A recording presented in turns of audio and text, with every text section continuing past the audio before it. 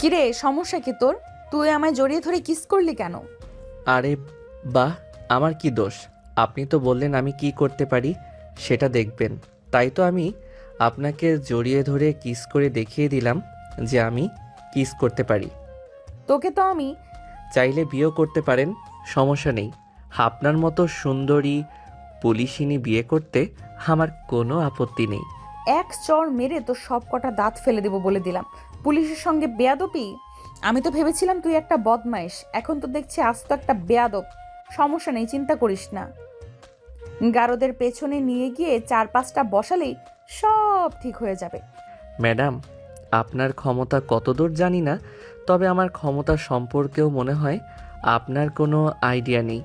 আপনি আমাকে এখান থেকে থানা পর্যন্ত নিয়ে যেতে পারবেন, কিন্তু তারপর আপনার ফোনে কয়টা ফোন আসবে সেটা কিন্তু আপনি